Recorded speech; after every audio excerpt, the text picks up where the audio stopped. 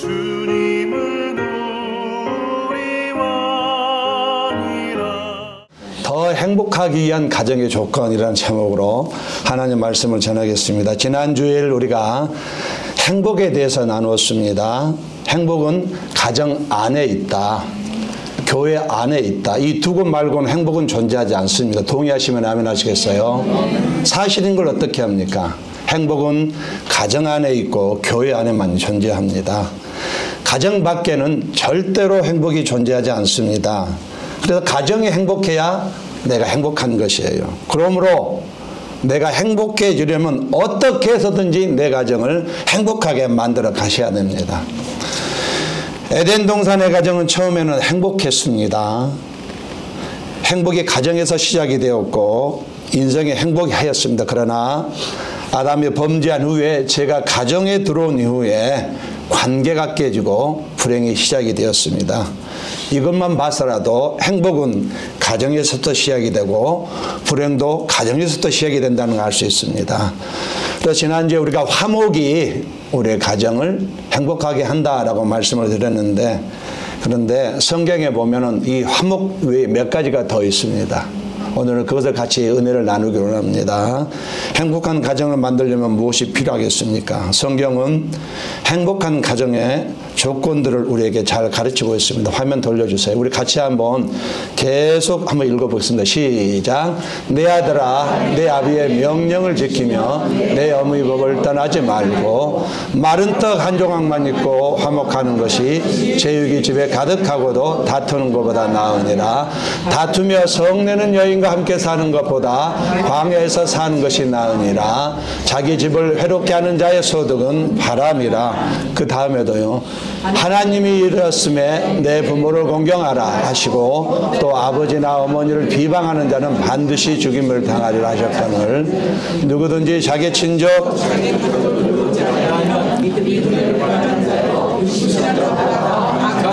네, 성경은 이렇게 가정에 대해서 아주 리얼하게 이렇게 매우 하나님은 사실 교회보다 가정을 더 중요히 여기셔요. 그러나 사역은 교회가 먼저지만은 가장 중요한 것은 교회보다 가정이 더 중요한 것이에요. 하나님의 포인트는 거기에 있습니다.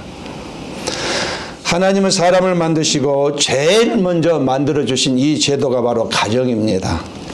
행복한 삶을 위해서 친히 세우신 기관이 이 가정이에요. 그래서 가정은 인간 생존의 보금자리입니다. 행복의 안식처예요. 그래서 여러 번 말씀을 드리지만 내 가정이 불행하면 내가 불행해지는 것이고 내 가정이 행복하면 내가 행복해지는 것이에요. 그러므로 저와 여러분 다시 한번 말씀을 드리지만 행복한 가정을 위해서 노력해야 됩니다. 할렐루야. 행복한 가정을 위해서 노력하기 늦지 않았습니다. 지금 남아있는 가정만으로도 한 사람만 더 내 가족이 있다면 두 사람만이라도 얼마든지 행복을 만들 수 있는 것이에요. 자, 행복한 가정의 조건은 무엇입니까? 세 가지만 같이 은혜를 나누겠습니다. 첫 번째로 행복한 가정의 조건은 하나님 아버지와 예수 그리스도를 믿고 의지하는 가정이 되어야 됩니다. 잠언 15장 16절 말씀은 가산이 적어도 여호와를 경외하는 것이 크게 부하고 번뇌하는 것보다 나으니라. 가난하지만 여호와를 경외하는 삶과 부자로 살면서 번뇌에 휩쓸린 것 비교를 하고 있는데 가난하지만 예수를 믿고 사는 사람이 훨씬 낫다는 것이에요. 가정의 설립자가 하나님이세요. 하나님은 가정의 전문가이십니다. 전문가 중에 전문가이세요. 이 가정의 전문가이신 하나님 아버지와 예수 그리스도를 믿고 의지하는 이 삶의 질서가 분명히 놓여 있을 때에 가정에 행복이 머물 수가 있습니다. 성경은 그렇게 말하고 해요. 분명히 예수를 바르게 믿을 때에 우리 가정이 행복해진다라고 말하고 있습니다. 복음서에 보면 가나 혼인잔치에 예수님의 제자들이 가 있을 때에 포도주가 떨어졌어요. 아시는 대로 고대 운동에서 혼인잔치에 포도주가 떨어지는 것은 잔치를 망치는 것과 똑같아요. 욕 바가지로 먹습니다. 굉장히 중요해요. 포도주 떨어지지 않는 거 매우 중요합니다. 근데 이렇게 혼인잔치에 한참 정말로 올라가고 있는 혼인잔치에 포도주가 떨어졌습니다. 예수님의 어머니가 예수님께 나와서 이 집에 포도주가 떨어졌다고 하니까 잠시 후에 예수님이 그 가정에 큰 기적을 이루어 주셨습니다.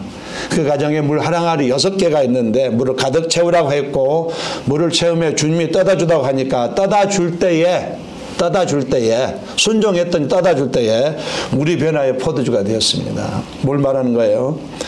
가정이 하나님을 믿고 의지해야 가정이 행복해진다, 이걸 말하고 싶은 거예요. 성경은 그걸 말하고 싶은 거예요.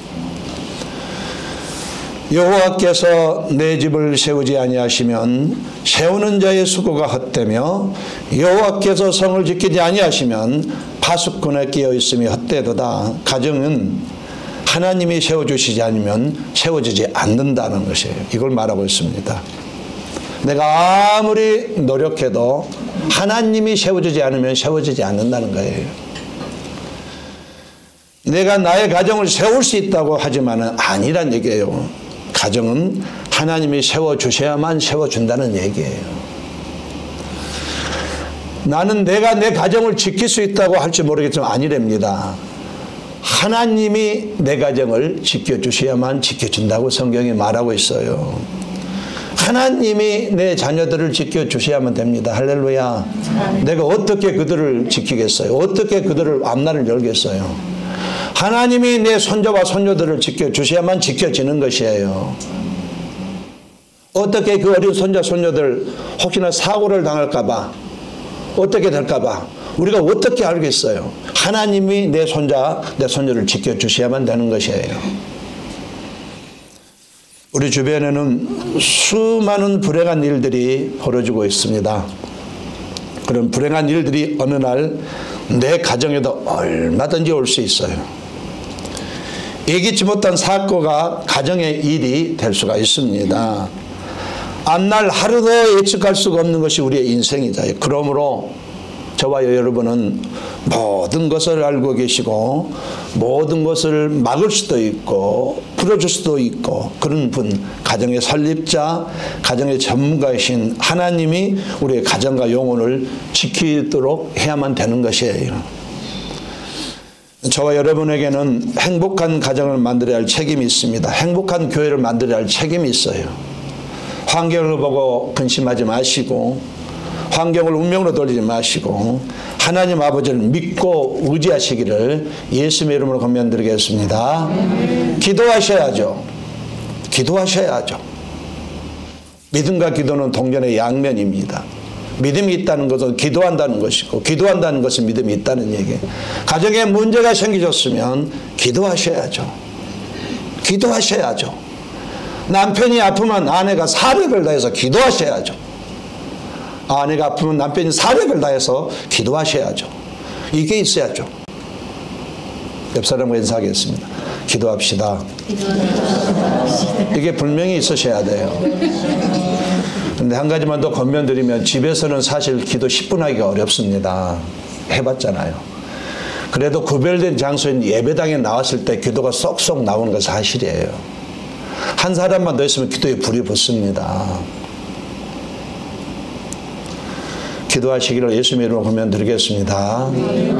한 가지만 더 권면드린다면 매월 첫째 주일이 지난 다음 금요일은 여성교회원들이 모두 나와서 기도하는 날이에요. 그날은 꼭 나와서 같이 기도해 주시기를 권면드리겠습니다.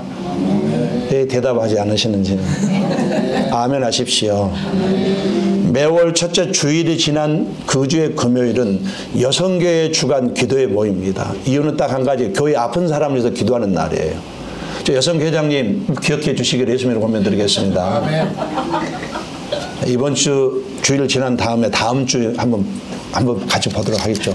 같이 나와서 우리 교회에 아프신 분들이 얼마나 많은지 몰라요. 보시잖아요. 공황장애 때문에 쓰러지는 사람도 있고요. 우울증이 심각해서 방 안에서 나오지 않는 사람도 있습니다. 심장이 막혀서 스트로크 때문에 불안해하는 사람도 있습니다. 콩팥이 망가져서 힘들어하는 사람이 있습니다. 몸 안에 면역성이 없어서 고통스러운 성도들이 있어요. 이런 것은 내 눈에 보였을 때에 우리 눈에 보이는 것은 하나님께 이들을 기도하라고 하는 사인이거든요. 하나님의 부르심에 감사와 순종함으로 나아가시기를 예수님의 이름으로 권면드리겠습니다. 여러분, 빌라델피아 교회는 7명이 모였는데요. 엄청난 일을 했어요. 그 기도했기 때문에 가능했습니다. 7명이. 주님이 에베소 교회 다른 교회를 책망했지만 빌라를 칭찬한 이유가 그들의 그 작은 수를 가지고도 충분히 복음을 전했고 이웃을 섬겼고 사랑했고 기도했고 그렇기 때문에 하나님께서 칭찬하는 것이에요. 여러분, 권면드리지만 가정에 문제가 생겼을 때에 발만 동동 구르지 마시고 은행에 밸런스 체크해봤자 별거 없습니다. 영적인 것은 기도로 풀어가야 돼요. 기도하시기를 예수님의 이름으로 권면드리겠습니다. 손자가 아프면 다른 거 고민할 거 없어요. 예배당에 나와서 기도하는 것이에요. 하나님을 믿고 의지할 때에 가정에 평안이 있고 행복이 있다는 것을 꼭 기억하시기를 예수님의 이름으로 권면드리겠습니다. 두 번째로 행복한 가정의 조건은 영생의 기쁨이 있는 가정이 행복한 가정입니다. 인생의 날이 저물 때에 돌아갈 곳이 있는 사람은 행복한 사람이에요. 인생의 날이 저물 때 돌아갈 곳이 있는 사람은 이미 기쁨 가운데 살고 있는 사람입니다.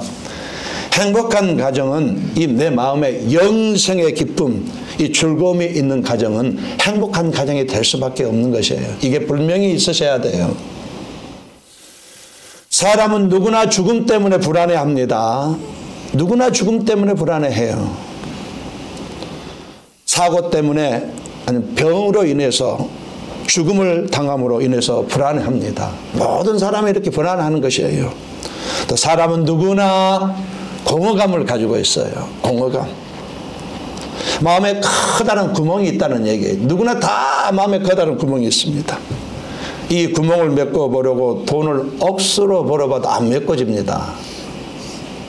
아무리 돈을 많이 마셔도 이 갈증을 해소되지 않아요. 이 구멍을 메꿔보려고 명예를 아무리 높여 올려도 이 구멍 안 메꿔집니다. 세상 것을 메꿔지 않아요. 이 구멍을 메꿔보려고 권력을 추구하고 이 구멍을 메꿔보려고 쾌락을 추구해도 결코 이 구멍은 마음의 공허함, 허무감, 이 구멍은 메꿔지지 않습니다. 세상 어떤 것으로는 이걸 메꿔지지 않는 것이에요. 세상에 오는 것으로는 우리 영혼의 만족을 느낄 수가 없습니다. 돈을 아무리 벌어도요, 아무리 권세를 누려도 여러분이 하고 싶은 것 다 해도 내 안에 있는 이 허무감, 공허함은 메꿔지지 않는 것이에요. 사람은 누구나 또 죄책감에 불안해하고 있습니다. 아닌 것 같아도 사실이에요. 자신이 무슨 죄를 지었는지 정확히 모르면 분명히 죄를 지은 것 같거든요.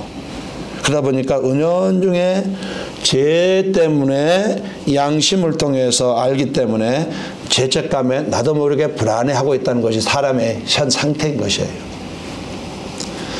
어떻게 하면은 이 죽음의 공포를 극복하고 마음의 구멍을 메꿔버리고 죄책감으로 자유할 수 있겠습니까? 답은 딱 한 가지밖에 없어요. 예수 그리스도가 내 안에 들어오시면 그때 이 모든 것이 다 해결되는 것이에요. 예수 그리스도가 내 안에 오시기만 하면 그 구멍이 드디어 메꿔지는 것입니다. 예수가 내 안에 오셨을 때에 비로소 우리 삶 가운데 평안이 있고요, 안정감이 있고 기쁨이 있는 것이에요. 성경은 그렇게 말하고 있어요. 15절 말씀에 고난받는 자는 그날이 다 험악하나 마음이 즐거운 자는 항상 잔치하느니라. 마음이 즐거운 자는 항상 잔치하느니라. 영생의 기쁨을 가진 사람을 말하는 거예요. 영생에 대한 기쁨을 가진 자는 항상 그 삶이 즐겁고 기쁘답니다. 믿지 않는 사람들은 무엇인가 세상에서 얻어야만 되고 누려야만 되고 기쁨을 얻은 것이라고 그들은 생각하고 있어요. 물질을 얻어야만 되고 명예를 가져야만 되고 권세를 누려야만 되고 남들보다 더 이렇게 쾌락을 누려야 되고 오락 많이 하고 여행도 많이 하고 좋은 옷도 사고 좋은 가구도 사고 좋은 차도 사고 좋은 집을 사고 그다음에 비싼 미장원에 가서 비싼 500불짜리 머리도 훅까지 올려서 하고 이랬을 때에 이 사람들은 기쁘다고 생각하는 것이 있는데 그러나 그러지 않습니다. 사람들은 이런 것으로 즐거움을 누리고 기뻐할 것이라고 생각하는데 절대 그러지 않습니다. 우리 믿음의 사람은 어떻습니까? 저와 여러분 어떻습니까? 분명한 것은 우리는 이미 기쁨을 받은 사람들이라고 성경이 말해요. 이 하나님께서 우리에게 기쁨을 주셨답니다. 주님이 나를 위해서 십자가에 돌아가셔서 나의 근심의 모든 문제를 다 해결해 주셨기 때문에 인간의 즐거움을 빼앗아가는 근본적인 죄의 문제를 해결해 주시고 영생을 생명으로 주셨기 때문에 나는 오늘도 망해도 기쁘다. 이것이 성경의 가르침이에요. 인생의 날이 저물 때에 돌아갈 곳이 있는 저와 여러분은 행복한 인생입니다. 기쁜 인생이에요. 이 기쁨이 분명히 있어야 돼요. 할렐루야. 세상에서 무엇을 소유해서 얻은 기쁨이 아닙니다. 이 세상 모든 것의 주인이신 예수님, 그 주님, 나를 죽음에서 구원하신 예수님을 만나서 얻은 영생의 기쁨이 가정에 있어야 된다고 이렇게 말했어요. 그것보다 더 큰 기쁨이 어디 있겠습니까? 그 기쁨이 있는 가정은 아무리 어려워도요, 웃음이 떠나지 않을 수도 있다는 거예요. 남편의 얼굴에 이 기쁨이 있어야 됩니다. 할렐루야. 예수 믿었으면 이 기쁨이 있으셔야 돼요. 아내 마음에 이 기쁨이 있으셔야 됩니다. 자녀들에게도 이 기쁨과 즐거움이 분명히 있어요. 모르면 가르쳐줘야 돼요. 그래서 그럴 때 가정이 행복한 것입니다. 어떤 가정은요, 과거의 상처 때문에 일평생 마음의 기쁨이 없는 가정이 진짜 있습니다. 어떤 가정은 서로 간에 용서가 안 돼가지고 상한 심령을 가지고 고통당하며 사는 가정이 정말 있어요. 용서가 안 돼. 남편이 용서가 안 되더랍니다. 남편이 용서가 안 되더래요. 그대로 살아가고 있는 가정이 있대요. 어떤 가정은 시어머니가 용서가 안 되더래요. 시어머니가. 힘들게 사는 며느리가 있습니다. 어느 며느리가 시어머니 때문에 교회를 끊었습니다. 한 1년이 지나다가 너무 갈증해서 교회를 나갔더니 자꾸 안에 성령께서 시어머니를 용서하고 그러더래요. 그래서 성기를 나서 예배 중간에 나와버렸대요. 그만큼 상처가 크다는 얘기죠. 이렇게 용서가 안 돼가지고 힘겹게 살아가는 성도들이 있다는 얘기예요. 어떤 가정은 부부간의 갈등 때문에 기쁨을 빼앗기고 사는 그리스도인의 가정이 있답니다. 그러면 안 되는데 어떤 가정은 경제적인 고난 때문에 마음에 기쁨이 없는 가정도 있어요. 돈이 뭐라고 굶어 죽지 않거든요. 절대 굶어 죽지 않습니다. 돈이 뭐라고 돈이 없다고 이렇게 서로 막 부부끼리 공격하고 그것밖에 안 벌어왔냐 나는 이렇게 벌었는데 이런 가정이 있다는 얘기예요. 돈을 없다 있는다고 다 잃어버린 거 아니거든요. 심각한 고통과 상처가 있는 가정이 정말 있대요. 말하기도 싫은 일이 있을 수도 있답니다. 가정에 그런 일이 있대요. 생각만 해도 비가 거꾸로 솟는 일이 가정에 있는데 이런 것 때문에 가정이 행복하지 못하고 기뻐하지 못한 가정이 있다는 얘기입니다. 그러나 예수 믿는 가정은 아무것도 없어도 무엇으로 기뻐하며 즐거워할 수 있습니까? 물질이 아닙니다. 자식의 출세도 아닙니다. 내가 가지고 있는 명예도 아니고 은행에 밸런스 100만 불도 아닙니다. 권세도 아니에요. 물론 그것으로 잠깐 즐거워하고 기뻐할 수는 있겠습니다. 그러나 이런 것들은 사라짐과 동시에 나의 기쁨도 사라집니다. 저와 여러분에게는 영원토록 기쁘고 즐거워하는 것이 있습니다. 뭐냐면은 영원한 생명을 얻은 기쁨입니다. 할렐루야. 여러분 이 기쁨이 있으신가요? 아멘 소리가 별로 시원치 않습니다. 이게 분명히 있으셔야 돼요. 이게 분명히 여러분 안에 있으셔야 돼요. 이게 없으면요, 지금 내 신앙이 어디서 잘못됐나 분명히 한번 점검해 볼 필요가 있습니다. 바리새인처럼 예배 드리시면 안 돼요. 예배 드릴 때 이 기쁨을 가지고 와서 예배를 드리는 거예요. 감사함으로 예배 드리는 거예요. 이게 분명히 있으셔야 돼요. 비록 부족한 목사가 말을 전할지라도 사실이기 때문에 여러분 안에 이 영생의 기쁨이 분명히 있으셔야 돼요. 이 기쁨이 있을 때에 예배가 지겹지 않습니다. 예배가 기다려지는 것이, 예배 시간에 잠을 잘 수가 없는 것이에요. 이 영생의 기쁨을 회복하시기를 예수님의 이름으로 권면드리겠습니다. 이것 때문에 버티는 거거든요. 이것 때문에 버티는 거예요. 이게 있어야죠. 우리에게는 구원의 즐거움이 있습니다. 나의 인생의 날이 저물 때에 돌아갈 초소가 있으니 얼마나 안심하고 행복하고 기쁜지 모르는 일입니다. 우리 하박국 3장 17절 18절 말씀 같이 한번 읽어보겠습니다. 시작.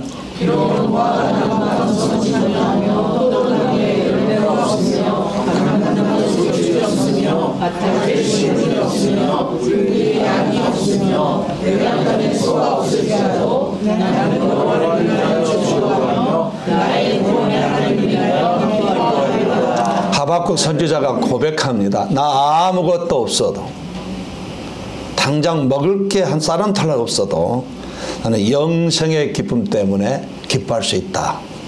이게 성경의 가르침이에요. 비즈니스가 망했어도, 내일 죽을 것 같아도 영생의 기쁨이 나에게 있기 때문에 나는 괜찮다. 이 고백이에요. 이 고백이 저 여러분에게 분명히 있으셔야 돼요. 그냥 막연하게 이론이 아니라는 얘기예요. 정말로 이 기쁨이 저 여러분 안에 있어야 된다는 얘기예요. 행복한 가정이 되기를 원하신가요? 영생의 기쁨을 회복하시기를 예수님으로 권면드리겠습니다. 이와 같이 첫 번째 행복한 가정의 조건은 하나님 아버지와 예수 그리스도를 믿고 의지하는 가정이 되어야 된다. 두 번째로 우리 인생의 날이 저물 때 돌아갈 곳이 있는 기쁨이 있는 가정이어야 된다. 마지막 세 번째로 행복한 가정의 조건은 가족끼리 서로 사랑하며 섬기는 가정이 되어야 된다라고 성경이 말하고 있습니다. 17절 말씀에 채소를 먹으며 사랑하는 것이 살찐 소를 먹으며 서로 미워하는 것보다 나으니라. 가정이란 홀로 사는 것이 아니잖아요. 아버지가 계시고 어머니가 계시고 할머니가 계시고 시어머니가 계시고 며느리가 있고 아들이 있고 손자가 있고 손녀가 있고 많은 사람이 함께 어울려져 사는 것입니다. 그러므로 각자의 생각이 다르고 차원이 다릅니다. 저와 제 아들에게도 가치관이 달라요. 부자지감이 이게 매우 다릅니다. 매우 벽이 있어요. 그러다 보면은 서로 미워하는 감정이 생길 수가 있습니다. 그러면 가정은 행복해지지 않는 것이에요. 다를지라도 사랑하는 것이에요. 서로 사랑할 때에 가정은 행복한 곳이 될 수 있다라고 말했어요. 부모, 남편, 아내, 자식, 며느리, 시어머니 조건을 보면 사랑할 구석이 아무것도 없습니다. 아무것도 없어요. 그러나 저와 여러분은 그리스도의 사랑으로 사랑하는 것이에요. 그리스도의 사랑은 조건이 없습니다. 무조건 희생하고 헌신하는 것이 그리스도의 사랑이에요. 새 계명을 너희에게 주노니 서로 사랑하라. 내가 너희를 사랑한 것 같이 서로 사랑하라. 내 계명은 곧 내가 너희를 사랑한 것 같이 너희도 서로 사랑하는 이것이니라. 하나님이 내 조건을 보고 사랑한 것이 아니었습니다. 생각해보면 내가 사랑받을 자격 아무것도 없어요. 하루에도 얼마나 나쁜 생각들이 내 안에 들어오는지 모르겠습니다. 심지어 내가 죄 가운데 빠져 있을 때에 하나님은 그때 나를 먼저 다가오셔서 나를 사랑해 주셨어요. 조건이 없이 나를 사랑하셨습니다. 그러므로 이제 나도 누군가를 사랑할 때 조건 없이 사랑하는데 내 가족을 그렇게 사랑하라는 얘기예요. 할렐루야. 남편을 조건 없이 사랑해 주시기를 예수님으로 간절히 부탁을 드리겠습니다.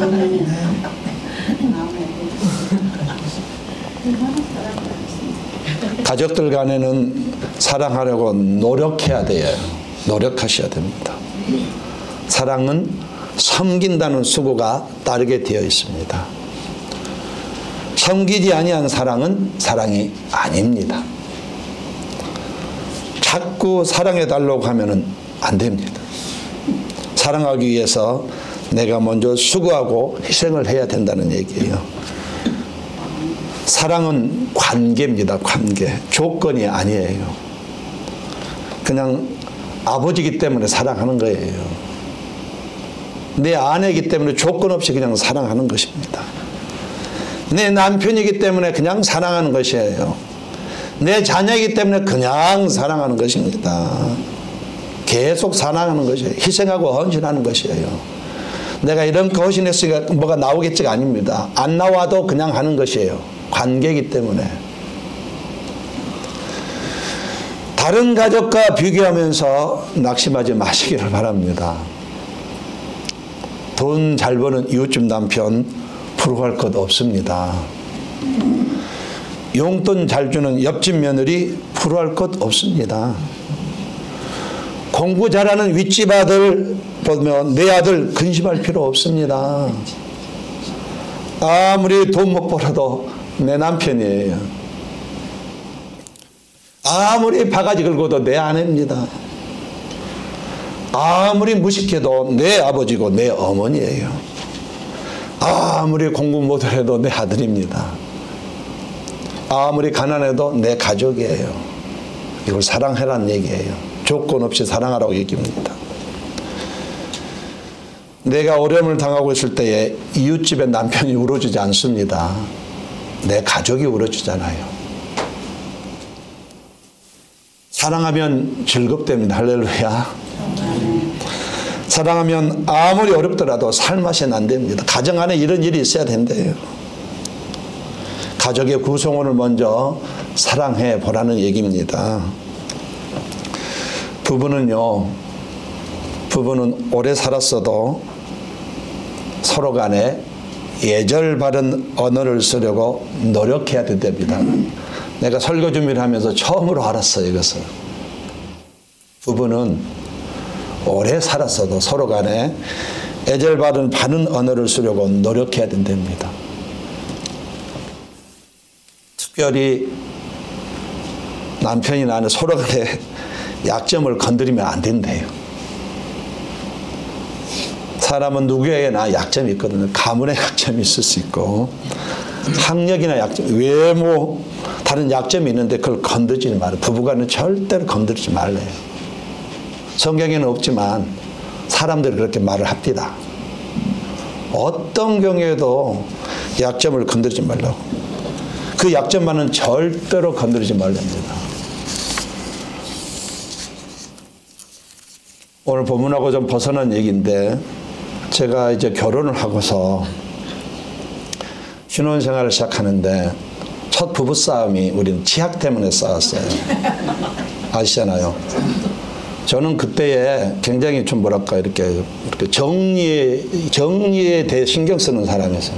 주에 뭐가 흐트러졌으면 집중이 안 되기 때문에 항상 정리를 해야 되거든요. 그래서 치약도 저는 꼭 밑에서부터 말아서 짜야만 됩니다. 이게 안 짜면은 나는 이상해요. 근데 저희 집 사람은 가운데 푹 눌러서 짜잖아요. 그래서 저는 용납이 안 됐습니다. 그래서 이거 왜 이러냐 그러니까 그럴 수도 있지. 싸웠어요. 이게 부부싸움입니다. 나중에 또 어떤 일이 있었냐면은 제 아내가 자꾸 뭐라고 하길래 제가 건의를 했습니다. 그러면 우리 서로 고칠 점을 한번 종이에 써보자 이렇게 했어요. 아직 애들이 없을 때 서로 고칠 점을 써보자. 그래서 종이 한 장씩 썼습니다. 아내도 쓰고 나도 쓰고 저는 열심히 썼어요. 열심히 썼습니다. 정말 빽빽하게 썼어요. 계속 썼습니다. 우리 아내가 불안해하더라고요. 뭐가 이렇게 많어? 이러면서 내가 잘못 그렇게 많어? 이렇게 했어요. 저는 계속 썼습니다. 한 장을 꽉 채웠어요. 정말이에요. 나중에 줬습니다. 줬더니 아내가 감동을 해서 울더라고. 미안하다고. 뭐라고 썼게요? 내가 당신을 너무 사랑해. 이 말을 계속 썼거든요. 근데 아내는 뭐 양말을 뭐 어떻게 했다느니 뭐 옷을 제대로 안 건다느니 뭐 청소 이런 걸 몇 가지 썼더라고요. 아내가 저에게 뭐 한 얘기가 울면서 미안해 고마워 이 말을 하더라고요. 뭔 말이냐면은 상대방의 약점을 건드리지 말자는 얘기. 그 말 하려고 이렇게 했습니다. 지금도 그것은 여전히 유효합니다. 저희 부부는요, 부부싸움 할 때 반드시 제가 먼저 화해를 청합니다. 잘못 없지만. 그게 살 길이기 때문에. 또 성경에도 하룻밤을 넘기지 말라고 했거든요. 싸웠을 때에 하룻밤을. 할렐루야. 그래서 저는 성경 말씀대로 아무 잘못 없지만 여보 미안해 이렇게 이게 이제 면역성이 되고 당연히 내가 화해할 걸 기다리고 있어요. 그래도 제가 먼저 화해합니다. 왜 그러냐면은 그게 하나님의 뜻이기 때문에. 자존심이면 심지어 제 아내가 나에게 무릎을 꿇어요. 제가 무릎을 꿇었습니다. 비를 내고 빈 적도 있어요. 자존심이 아무 의미가 없다는 얘기죠. 이만큼 가족을 위해서 생각하라는 얘기예요. 오늘날 이 지구촌에는 이상한 현상이 한 가지가 있습니다.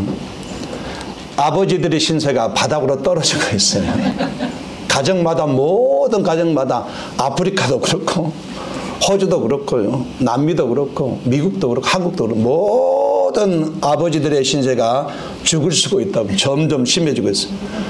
그렇게 등골이 휘도록 돈 벌어와도 괄시받고 자식들에게 따돌림 당하는 그런 시대가 되었다고 합니다. 자녀들 눈치 보는 것이 아버지의 모습입니다. 저도 제 아들의 눈치를 봅니다. 정말 눈치를 봅니다. 이런 시대가 되었습니다. 가정에서 아버지와 영향력의 권위가 점점 작아지고 엄마의 잔소리는 점점 힘이 있어지는 시대가 되었습니다. 왜 그런지는 모르겠지만 그러다 보니 한국에 간 큰 남자 시리즈가 한때 유행한 적이 있습니다. 간 큰 남자 시리즈가 유행한 적이 있습니다. 제가 한번 읽어드릴게요. 여러분 아시는 내용이지만 한 번 더. 20대에 남편이 아내에게 밥상 차려 오라고 한 사람은 간이 큰 남자랍니다. 그 말을 할 수가 없다는 얘기예요. 어떻게 아내에게 밥상 차려 오라고 자기가 밥상을 대접해야 돼. 30대에 외출하는 아내에게 어디가 묻는 남자가 바로 간이 큰 남자랍니다. 그만큼 물을 수도 없다는 얘기예요. 40대에 외출한 아내를 쳐다만 봐도 간이 큰 남자랍니다. 50대는 당신 몇 시에 들어올 거냐 묻는 남자가 간이 큰 남자래요. 60대 이상이 되면 여보 당신 따라가도 돼 하는 남자가 간이 큰 남자랍니다. 아버지들의 위치가 이렇게 추락했다는 얘기예요. 이 지구촌에 이상하지만 이런 일들이 일어나고 있다는 얘기예요. 나이가 들수록 남편들의 권위가 땅에 떨어지고 약해져 있다는 얘기예요. 그런데 행복한 가정을 꾸리기를 원하신다면 아내 되신 분들께서는 남편을 인정해 주라는 얘기예요. 온 세상이 인정 안 해도 아내가 인정해 주지 않으면 남편은 행복할 수가 없다는 얘기입니다.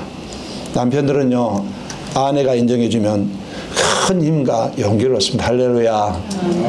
기억하시기를 예수 이름으로 권면드리겠습니다. 우리는 하나님께서 주신 가정을 잘 지켜야 되겠습니다. 가정에 어려운 일이 항상 있을 수 있습니다. 잘 참고 인내하고 힘든 때를 극복하며 나가야 되겠습니다. 가족끼리 서로 아껴주고 격려하고 서로 사랑하면서 좋은 날을 준비해야 되겠습니다. 짧은 인생입니다.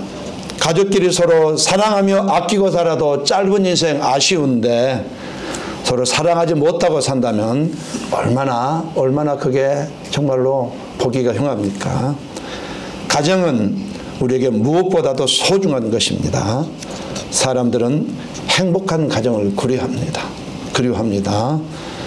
그리스도의 사랑을 여러분의 가정에 심어보시기를 예수님의 이름으로 권면드리겠습니다.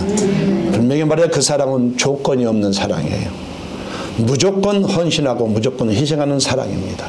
그 사랑을 내가 내 가정 심을 때에 그 가정은 행복할 수밖에 없는 것입니다. 말씀의 결론을 맺겠습니다. 행복이 가정에만 있는데 가정 밖에서 행복을 찾는 사람들이 너무나 많습니다. 가정 밖에서는 행복이 존재하지 않는다고 성경은 분명히 밝히고 있습니다. 가정 밖에서는 삶의 만족과 기쁨이 없다고 성경은 분명히 밝히고 있습니다. 세상에 주는 것은 상처만 남는다고 말하고 있어요. 그래서 가정은 지켜져야 되고 혹시나 무너졌다면 오늘부터라도 내가 내 가정을, 내 자녀들을 데리고서라도 내 가정을 행복한 가족으로 만들어내야만 되는 것입니다. 행복은 저절로 찾아오는 것이 아닙니다. 행복한 가정은 하나님을 믿고 의지하고 영생의 기쁨을 가지고 가족들을 사랑하는데 행복할 수가 있는 것입니다. 항상 가정을 주신 은혜를 기억하면서 내 가정을 행복한 가정으로 만들기에 최선을 다하는 성도님들 되시기를 예수님으로 간절히 고면하겠습니다.